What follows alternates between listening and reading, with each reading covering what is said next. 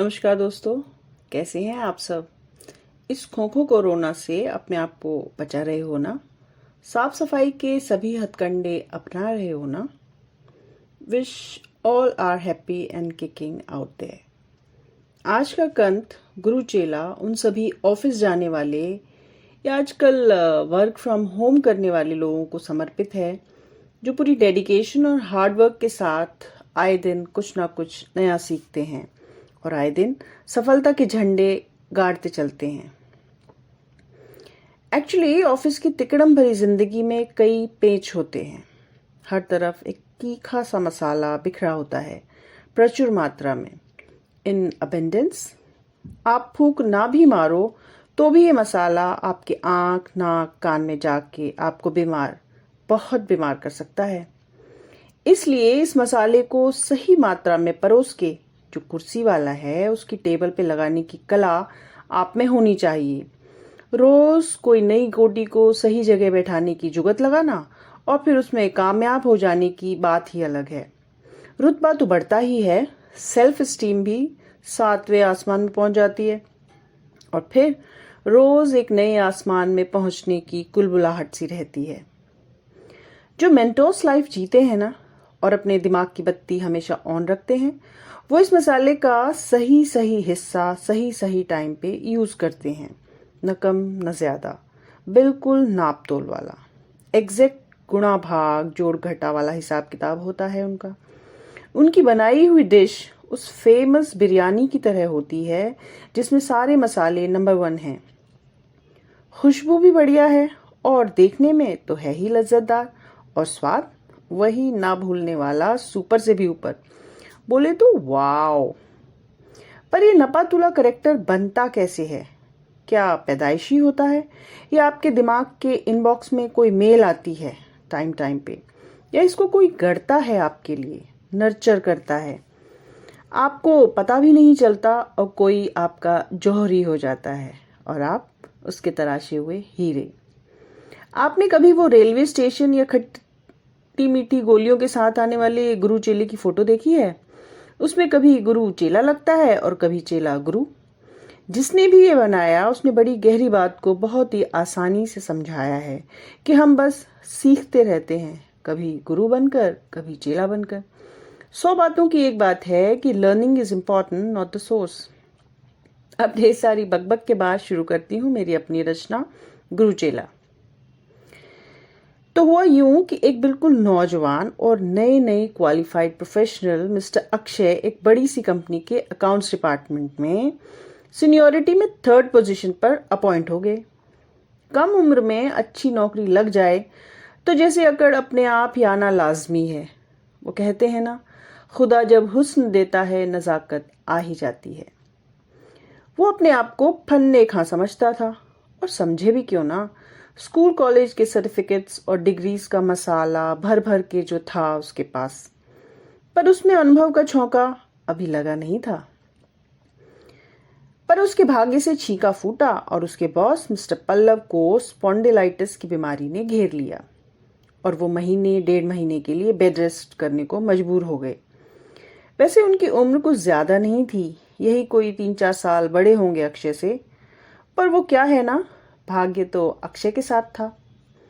ऐसा भी नहीं कि अक्षय नेक्स्ट इन लाइन था, पर जो 2nd नंबर पर थे वो कुछ बुजुर्ग थे, शांत से, कुर्सी में घुसे रहकर घंटों घंटों कैलकुलेटर पर उंगलियां चलाने वाले। बोले तो एकदम a classic example of an accountant. Company के डायरेक्टर को इंटेलिजेंट, स्मार्ट, यंग लोग ही पसंद थे, तो अक्षय का नंबर बिना किसी वेटिंग के डायरेक्टर ऑफिस से मिल जाएगा और बहुत कम टाइम में वो डायरेक्टर का खासम खास और बहुत ही रिलायबल भी हो जाएगा, ऐसा अक्षय को लगा। अब वो अपने बॉस की एब्सेंस में बिल्स, चेक्स, डॉक्यूमेंट्स वेरीफाई करने लगा। पहली बार जब डॉक्यूमेंट्स में अक्षय का नाम डायरेक्टर ने देखा तो रेड पेन से बड़ा सा गोला उसमें लगाया और क्वेश्चन मार्क डाल दिया। साथ में लिखा CV, यानी उसकी कुंडली मंगवाई थी। पूरे कॉन्फिडेंस और चेहरे में स्माइल लिए अक्षय उनसे मिला और अपने बारे में बताया। डायरेक्टर, जो किसी भी डॉक्यूमेंट को कृष की तरह तेजी से पढ़ लेते थे, कोई मिल गया मूवी वाला कृष। उन्होंने अक्षय को भी फास्ट पढ़ लिया और उसे काम करने की साइलेंट परमिशन दे दी। बड़े लोग शायद ऐसा ही करते हैं। अब अक्षय के पास मैनेजर फाइनेंस का पूरा काम था। Payment, bills, interaction with buyers, vendors, bank liaisoning, income, sales tax, excise, Indian rupee से लेकर यूरो डॉलर तक अब सब उसके जॉब प्रोफाइल में आ चुके थे। इसी दौरान कंपनी के लीगल मैटर्स देखने वाले एसोसिएट की डायरेक्टर से उनके लेट आने को लेकर कुछ अनबन हो गई, तो डायरेक्टर साहब ने उनका कॉन्ट्रैक्ट भी रद्द कर दिया और कहा, इनकी शक्ल मुझे दोबारा दिखनी नहीं चाहिए। वैसे कंपनी में लीगल मैटर्स कुछ ज्यादा भी नहीं थे। अक्षय ने सजेस्ट किया कि इस तरह के सफेद हाथी को पालने का कोई तुक नहीं। डायरेक्टर साहब ने पूछा, फिर जो केसेस चल रहे हैं उन्हें कौन देखेगा? तो उसने फटाक से बोला, सर आपकी गाइडेंस में मैं देख लूंगा। आप तो वैसे भी इन सब मामलों की काफ़ी समझ रखते हैं। दरअसल डायरेक्टर साहब LLB डिग्री वाले थे। अब तक तो कोई उनसे ऐसे नहीं कहता था, बल्कि अपने को कमेरू जुझारू दिखाने के लिए सभी अपनी डिग्री की हनक रखते थे और काम के बोझ से दबे से नजर आते थे। पर एक यंग और एनर्जेटिक जूनियर की ये सिंपल सी बात सुनकर उन्हें अच्छा लगा। एक हाय दे गया उन्हें। एक्चुअली तारीफ एक ऐसा घी है जो गीली लकड़ी में भी आग लगा दे। माने कि नीरस से नीरस और कठोर से कठोर दिल वाले इंसान को भी चाहे कुछ देर के लिए ही नहीं सही अच्छा महसूस करा ही देता है। अब घी कितना डालना है या फिर उस घी में कितना फैट होना चाहिए, यही आपका टैलेंट है। तो इस तरह लीगल कामों की रिस्पॉन्सिबिलिटी भी अक्षय के पास आ गई। जल्दी कंपनी में उसको काफी दबदबा हो गया, पर था तो वो 3rd लेवल पे ही। जब उसके बॉस वापस आए 2-3 महीने में, यहाँ माहौल बिल्कुल बदला बदला था। डायरेक्टर साहब हर काम के लिए अक्षय को ही बुलाते। बॉस को बहुत बुरा लगा। उन्होंने इसे अपनी इंसल्ट समझा और अपने लिए नई नौकरी की तलाश में जुट गए, और ऐसा जुटे कि विदेश जाकर ही दम लिया। अब जो सेकंड इन लाइन थे उनका तो होना न होना बराबर था, पर फिर भी बाधा तो थे ही अक्षय के नेक्स्ट लेवल के लिए। वैसे वो भी डायरेक्टर के बड़े करीबी और पुराने स्टाफ थे। कुछ महीनों बाद अक्षय को किसी परिचित ने एक दूसरी कंपनी में एक बढ़िया जॉब ऑफर के बारे में बताया, but his experience was not good enough for this job. तेज बुद्धि अक्षय ने सेकंड इन लाइन को इस अपॉर्चुनिटी के बारे में गोल्डन तरीके से बताया। उन्होंने भी सोचा 2-4 साल बाद तो कोई ऑफर आने से रहा, यही जंप के लिए ट्राई करने का सही टाइम है। और वो इस कंपनी में इंटरव्यू के लिए गए और सिलेक्ट भी हो गए। अब अक्षय का मैनेजर फाइनेंस बनने का रास्ता बिल्कुल साफ था, और हुआ भी ऐसा ही। वो प्रॉब्लम को लटका कर उलझाने में नहीं, सिमटा कर सुलझाने में विश्वास रखता था। अपनी ब्रिलियंस और सबके साथ मिलजुल कर आगे बढ़ने के उसके कौशल ने उसे तरक्की दिलवाई, और वो भी विद ड्यू रिस्पेक्ट। पर अभी उसे बहुत कुछ सीखना था।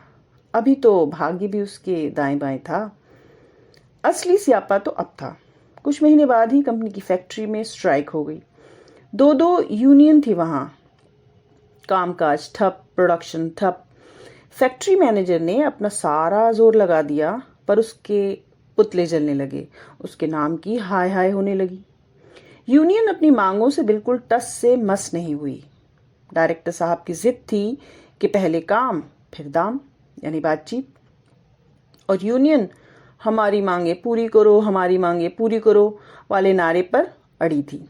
इसी टसल में कंपनी के कई एम्प्लॉइज, वर्कर्स, फैक्ट्री मैनेजर और यहाँ तक कि वाइस प्रेसिडेंट और प्रेसिडेंट भी स्वाहा हो गए। आनंद फानन में अक्षय को ही मैनेजर फैक्ट्री बना दिया गया, और अब उसके भी पुतले जलने लगे। उसके नाम की भी हाय हाय होने लगी। उसे तो इस सब का कोई एक्सपीरियंस था ही नहीं। उसने कई तरह से कोशिश की कि बात बन जाए, पर उसकी कोशिशें इस भीषण संकट के सामने बहुत ही मामूली थी शायद। इसी तरह 6-7 महीने बीत गए। अब सभी को, चाहे मजदूर हो या मालिक, चिंता होने लगी। मजदूर के घर में धीरे धीरे दाने कम होने लगे और मालिक की शोहरत के धीरे धीरे सितारे कम होने लगे। एक रोज डायरेक्टर साहब ने अक्षय को बुलाया और 2 साल में पहली बार उसे अपनी सामने वाली कुर्सी में बैठने के लिए कहा। वो तो पूरा का पूरा आत्मविभोर था। डायरेक्टर के सामने बस बैठ जाना ही क्या चमत्कार कर सकता है, ये कोई अक्षय से पूछे। वो तो जैसे खुली आंखों से सपने देख रहा था। उससे कुछ सुनाई नहीं दे रहा था। वो तो पता नहीं किस दुनिया में पहुंच गया। किस सब्जेक्ट पर बात हो रही है, क्या पूछा जा रहा है, उसे कुछ नहीं पता चल रहा था। तभी एक गंभीर आवाज ने अक्षय को वापस कुर्सी में पटक दिया। डायरेक्टर साहब कह रहे थे, वो तो चाहते ही यही थे कि स्ट्राइक 6 से 7 महीने चले और वो पुराने सभी को निकाल बाहर करें और नई भर्तियां करें। अक्षय को ये आइडिया पसंद नहीं आया कि कैसे 600-700 लोगों को निकाल सकते हैं एक साथ, पर वो कर क्या सकता था। फिर इस बारे में कुछ और डिस्कशन हुआ और अगले दिन की स्ट्रेटेजी तैयार हो गई। अगले दिन यूनियन वालों से मीटिंग फिक्स थी। जब डायरेक्टर साहब ने अपनी बात रखी तो यूनियन वाले तुनक गए और जाने को हुए। तभी डायरेक्टर साहब बोले, मैं 6 महीने की सैलरी दे दूंगा विद VRS बेनिफिट्स। लेकिन ऐसी नौकरी कौन छोड़ता है। इधर स्ट्राइक यूं ही चलती रही, उधर इंडस्ट्रियल ट्रेनीज की भर्ती शुरू हो गई। डायरेक्टर का प्रपोजल ज्यादातर बड़ी उम्र वालों ने एक्सेप्ट भी कर लिया। जैसा जैसा डायरेक्टर ने कहा, अक्षय ने वैसा वैसा verbatim word to word execute करवाया। इतने बड़े काम का शांतिपूर्वक हो जाना ही बाबा अमरनाथ के दर्शन करने जितना कठिन था। यही तो असली मैनेजरगिरी है। इसमें क्या अच्छा था या कितना अच्छा था, अच्छा कुछ था भी या नहीं, ये इम्पोर्टेंट नहीं था। डायरेक्टर साहब की छत्र छाया में उसने ये काम जिस स्किल से किया था, बिना किसी मेजर चीख पुकार और बगैर मीडिया की सुर्खियां बटोरे निभाया था, वो काबिले तारीफ था। फिर क्या था, उसकी कंपनी में तूती बोलने लगी। पर अभी भी वो पूरी तरह से परिपक्व नहीं हुआ था, क्योंकि अभी वो एक फॉलोअर ही था, क्योंकि अभी फाइनल डिसीजंस उसके नहीं थे, क्योंकि अभी डायरेक्टर ने उसे फिर कुर्सी पर बिठाया नहीं था, क्योंकि अभी वो सीख रहा था और कोई उसे सिखा रहा था। अभी वो बस प्यादा था, वजीर बनना अभी बाकी था।